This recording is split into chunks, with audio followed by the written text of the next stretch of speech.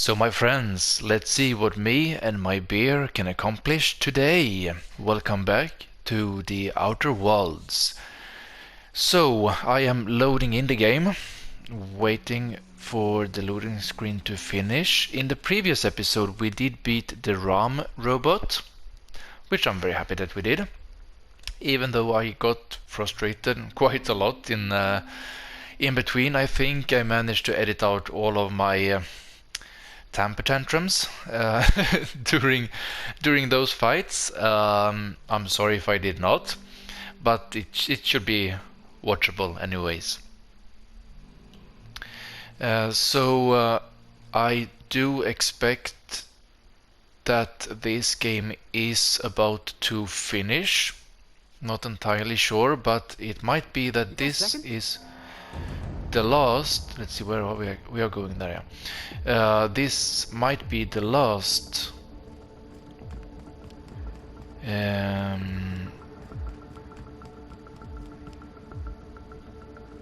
episode, if everything goes according to what I hope. So these doors have opened now. I guess this is where the guard drones were spawned, so we can't go there. This door looks still locked. Oh yeah, of course. We were given the key. We were given the key when we defeated Drum. So let's just continue here. See what we can find.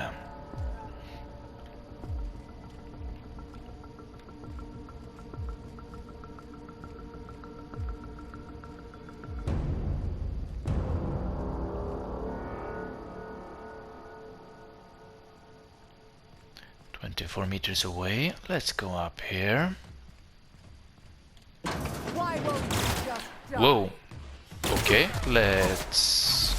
I wasn't supposed to do that. Whoa. She died already. Okay, Chairman's key. 100 XP? Are you serious? 100,000, I mean. Still. So was that... Perhaps I wasn't supposed to use the stick? Was I? No, perhaps I can use it. Nice. You don't know how glad I am to see you. You did the right thing. Akande was a monster. Her death was much deserved, and long overdue. And you lunatic, you broke into the board's own fortress just to rescue one doddering old man. You are absolutely out of your mind, and I can't begin to thank you enough. Are you alright? What did he do to you? Are you kidding? The board never stood a chance against me. I know I wouldn't let anything... You know I wouldn't let anything happen to you, Phineas. Do you have any idea how much trouble I went through to save you? Let us take the first one. I'm all right, thanks to you. Akande wanted my cooperation. I'm quite sure she would have beaten it out of me if you hadn't arrived. You've broken the board's stranglehold on this colony, and you saved my life. But there's still so much we have yet to accomplish. You and I are going to have to work harder than ever to save Halcyon. I'm afraid the situation is far worse than any of us ever anticipated. I don't like the sound of that. No, I definitely do not. Perhaps we have way further away from beating the game than I thought. Great. And I was just about to pop open some drinks and celebrate. I already am drinking my beer. I'm really not in the mood for your theoretics. Phineas, let's take the first one. Earth has gone dark. We haven't received a single message in 3 years. There's been no communication, no signals, nothing. 2 years ago, the Earth's Directorate's frigate disappeared on their way back to Earth. We don't know what they discovered when they arrived, or if they arrived at all. Hold on, Doc. Are you telling me the Earth went dark 3 years ago, and the board's just been covering this up? They've been incredibly effective at concealing the truth. Right now, the only people in the colony who know are standing in this room. We're in serious trouble, my friend. Do you know what this means for Halcyon? We can't rely on Earth for support anymore. We've been cut loose. We're entirely on our own. We have a lot of work ahead of us. We'd best get started. Wait, hold on. I need to ask you something. Okay, let's... Yes, certainly. I'll help however I can. Okay. What do you think happened? How do you know all this? You mentioned a frigate disappearing. You said there haven't been any new messages from Earth. There's something else I know about the other colonist, Phineas. I don't have any more questions. Yeah, let's see. It was one that I wanted to say. Yeah. I heard it from Akande herself. She tried to pressure me into joining her side, you see. Tried to make me realize that all hope is lost, and that we are alone. She was half right. We are alone, and we're going to have to fend for ourselves, because there's no telling what's happened to Earth. Okay. Let's take this one first. You might have heard of the Earth Directorate's frigate. Half the colony's entire military was on that ship. They were returning to Earth when they vanished without a trace. That was 2 years ago. We haven't heard a word from them since. Whatever happened to Earth likely happened to them. Okay, let's take this one. I wasn't trying to hide the truth from you, but after all you've done, I owe you an explanation. Yes, I experimented on the Hope's colonists. Each of my experiments ended in catastrophic failure. Each of my subjects died in agony. You are my first and only success. I didn't tell you about the others because I didn't want to burden you. My failures are my own to bear, not yours. I forgive you, Phineas. Well, better late than never, I guess. You're a murderer and a liar. I wouldn't go that far, perhaps. I guess. I don't know. Let's take this one. I'm not asking you to forgive me. Lord knows I won't forgive myself. But I'm going to try to set things right. My apologies. I need to get a hold of myself. We've far more pressing issues to worry about right now. If you have any more questions, ask me. I'll answer as best I can. Okay, I have no further questions. Yes, we do. You've done a marvelous thing. You've succeeded where anyone else would have failed, including me. We must begin the revival process immediately, starting with the Hope's brightest minds. And then we're going to fix this damn colony, one problem at a time. We're going to need a leader, and I can't imagine a better person for the job than you. What do you say, old friend?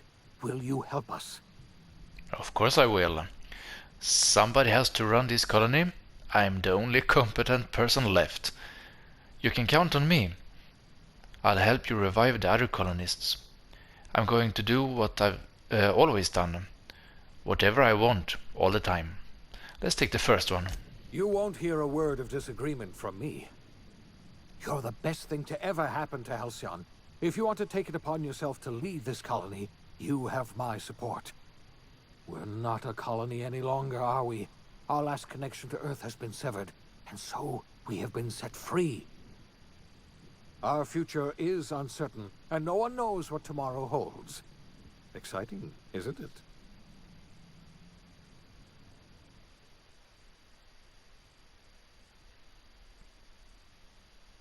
Let's see what brings us on the other side of the loading screen. The OSI teaches that everything in the universe happens according to the grand plan. But the stranger that arrived in Halcyon was an unplanned variable. From the moment she landed in Emerald Vale, her actions altered the course of history. The events on Tartarus brought about the end of the board's authority. But the board's mistakes would haunt the colony for decades to come. The damage they left behind would require the work of a generation to repair. Dr. Phineas Wells began reviving a handful of the Hope's colonists: engineers, scientists, technicians, and intellectuals. They were among the brightest minds the Earth had ever sent out into the stars.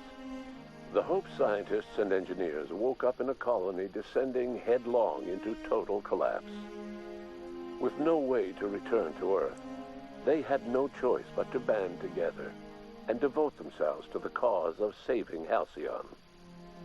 The people of Halcyon were nothing if not hardy. In the absence of the board's authority, many of the colony's settlements banded together with a single purpose in mind: survival. Life was especially hard in the years to come. Some towns dissolved by attrition and starvation, but most of them found a way to carry on. In the years to come, Halcyon was forced to reckon with its newfound freedom.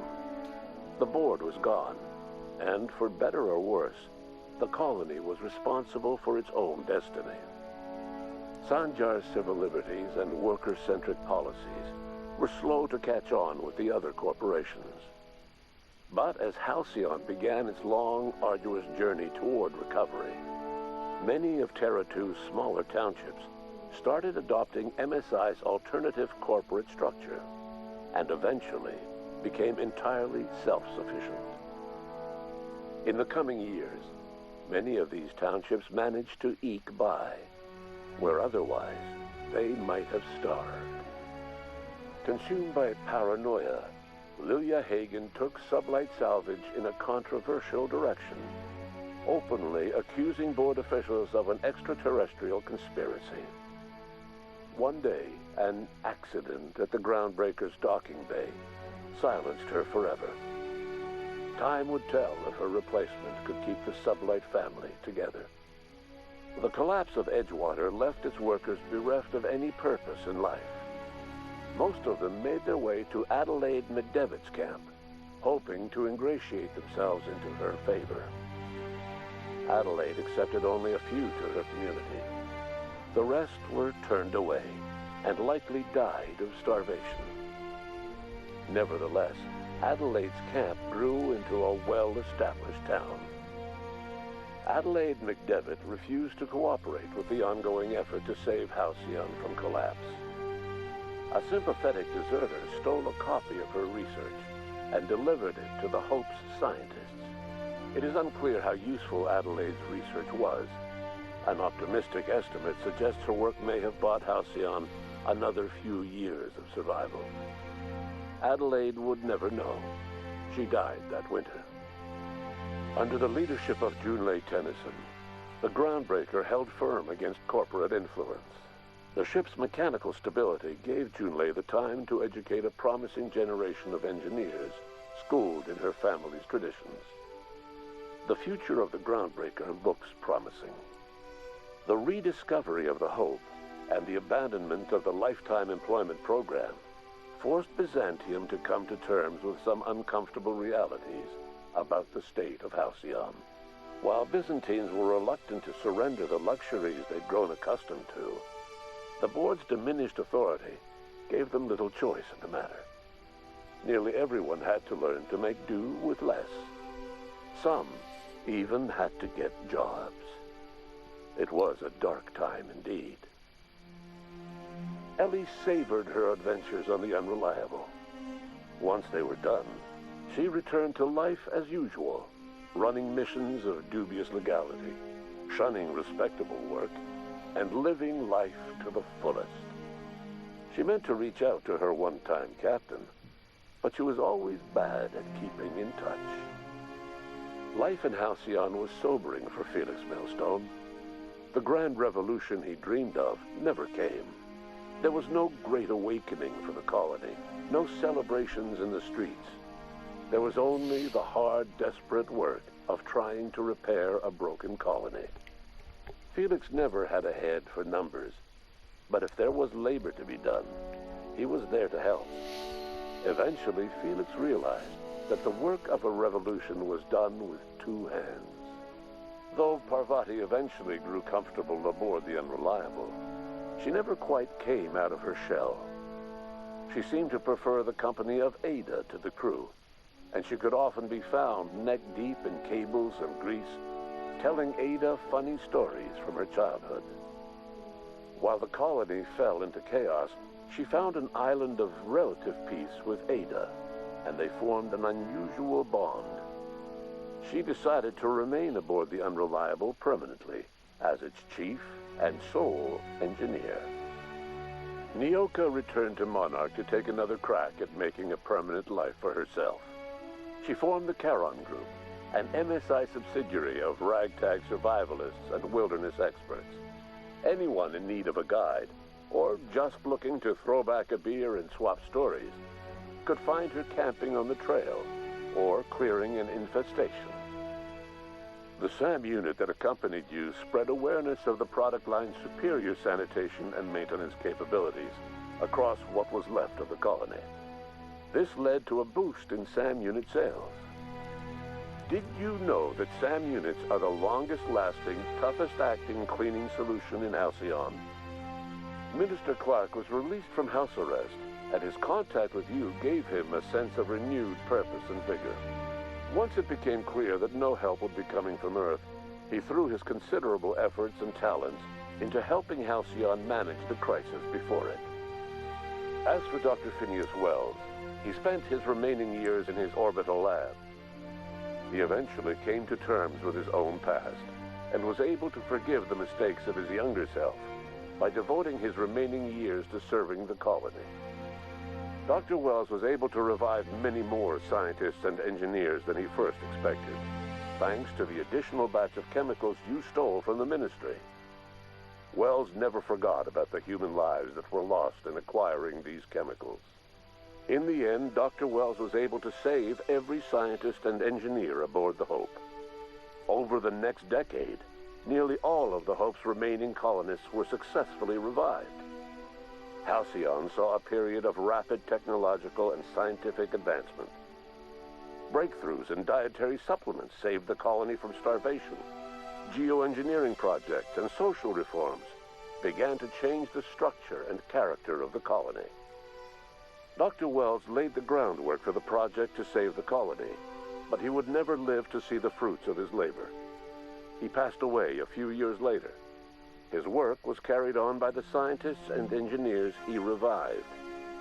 Today, Halcyon has stabilized.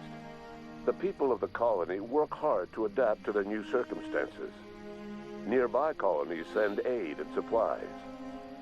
Life will never be easy in Halcyon, but for the first time in its history, there exists a sense of real, genuine hope about the future. And what about you? The unplanned variable in the history of Halcyon. You brought an end to the chaos on Tartarus and proved yourself the most capable leader left in the colony. You administered the colony in your own image. With the old power of the board destroyed, a new government of Halcyon rose with you at its center. With your steady hand, you guided Halcyon through the turbulent years that were to follow and helped ensure the survival of the colony until the end of your days. No one knows what's happened to Earth, and no one knows what the future has in store for Halcyon. All we know for certain is this: the name of the Unreliable and that of its intrepid captain will remain the subject of countless stories for years to come.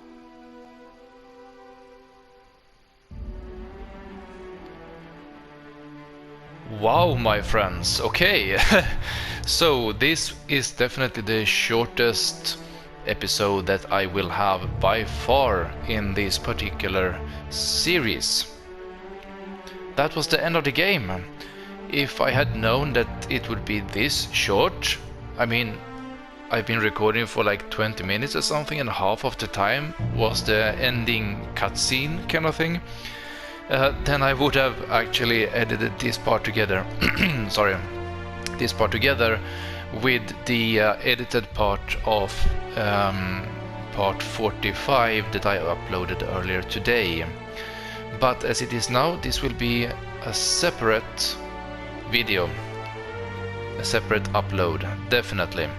So, while we enjoy the ending cutscene or the ending credits, I would like to take a few minutes to just give my initial impressions after beating the game. So this game is the second game that I beat for my channel.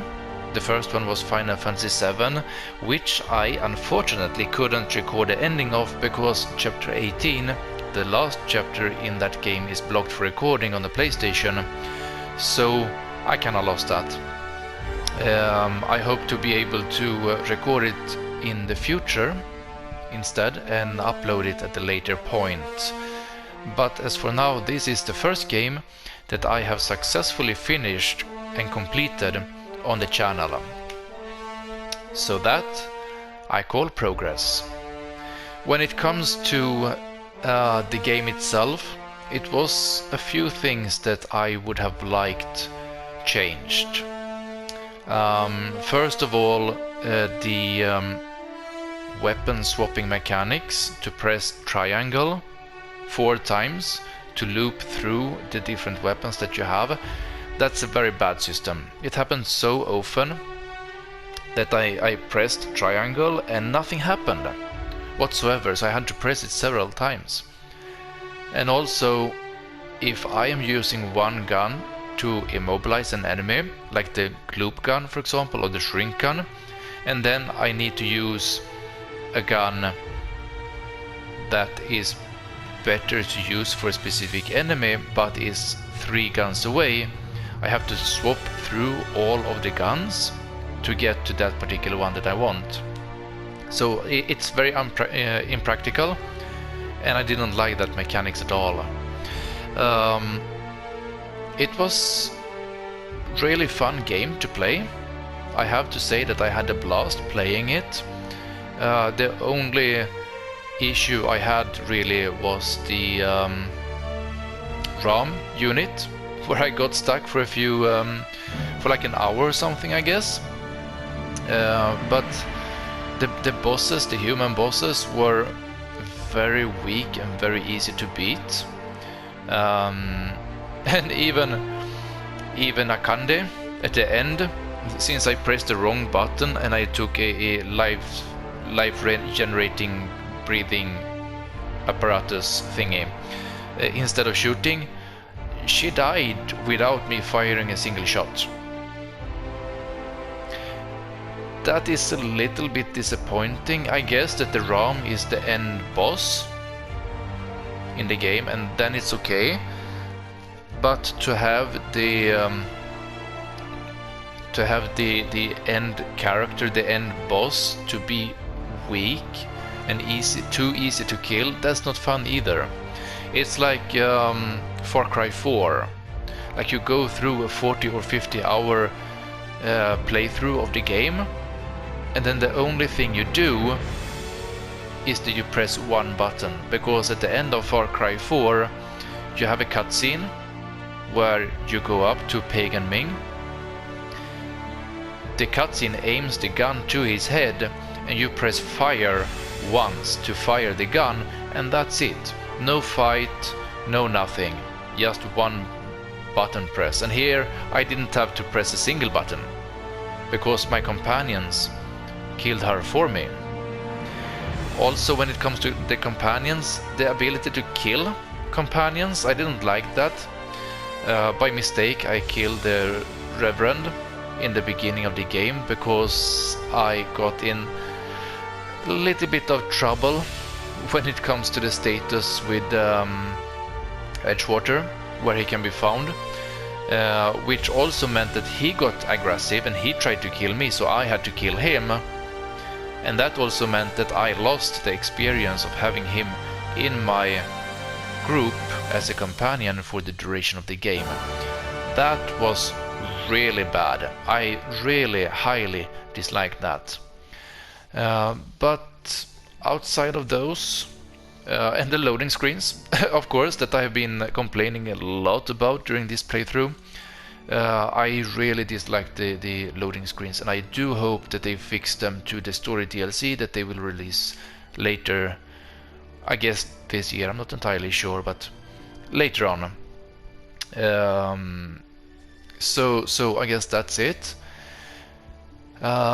Despite these negatives, it was a really good game. I did like it, for most part.